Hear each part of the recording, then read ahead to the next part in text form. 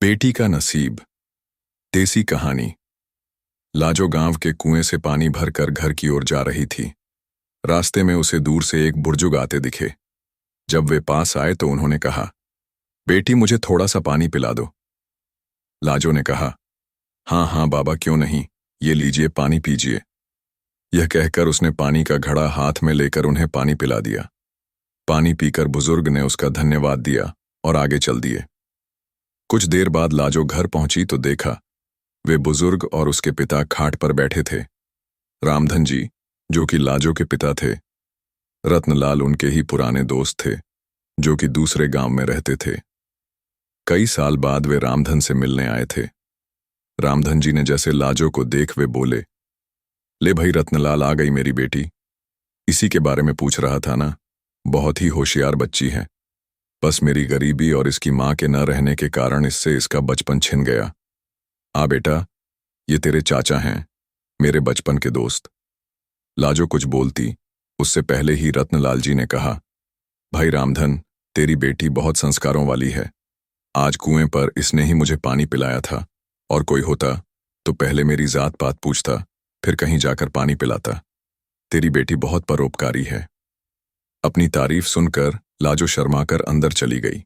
तभी रामधन ने आवाज लगाई, बेटी अपने चाचा के लिए कुछ मीठा ले आ। रत्नलाल जी ने उसे रोकते हुए कहा, भाई, मुंह बाद में मीठा कर लेंगे, पहले मैं जिस काम से आया हूं वो तो सुन ले। हाँ भाई बोल, क्या बात है, घर में सब ठीक तो है ना? रामधन की बात सुनकर रत्नलाल ने गंभीर होते हुए कहा, भाई, मैं अपने बड़े बेटे के लिए तेरी बेटी का हाथ मांगना चाहता हूं। अब इस दोस्ती को रिश्तेदारी में बदल देते हैं। यह सुनकर रामधन बहुत खुश हुआ। उसने कहा, बात तो तेरी ठीक है, अगर तेरा बेटा है तो मैं तैयार हूं। लेकिन भाई, मेरी हैसियत तो तू जानता ही है। जहां तक मुझे पता है, तेरा तो शहर में बहुत बड़ा कारोबार है, कहां मैं कहां तू। रत्नलाल जी ने कहा, पैसा की तू चिंता मत कर। मेरे बेटे के लिए कई बड़े घरों से रिश्ते आए, लेकिन मैं एक ऐसे बच्चे को अपने घर की बहू बनाना चाहता था जिसमें संस्कार हों। वो मैंने तेरी बेटी के अंदर देख लिए।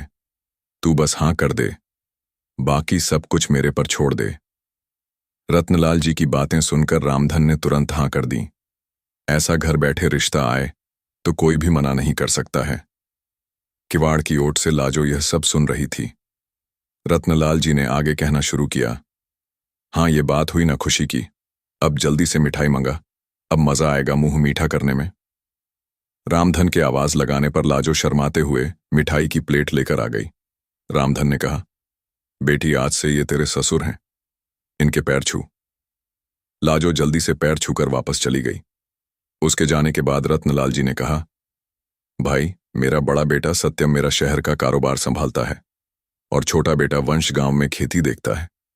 मैंने उससे सत्यम से शादी के बारे में पूछा तो वो बोला, पिताजी, आप अपने आप देखकर मेरी शादी कर दो। रामधन बोला, हाँ भाई, बड़े नसीब से मिलती है ऐसी संतान जो माता पिता का सम्मान करे। मेरे तो भाग खुल गए। मैं तो हमेशा इसी चिंता में रहता था कि इस बिन मां की गरीब बच्ची को कौन अपनाएगा। रत्नलाल जी बोले, बस अब तू चिंता मत कर, मैं शादी का सारा इंतजाम कर लूंगा। अच्छा, अब मैं चलता हूं। रत्नलाल जी अपने घर के लिए निकल गए।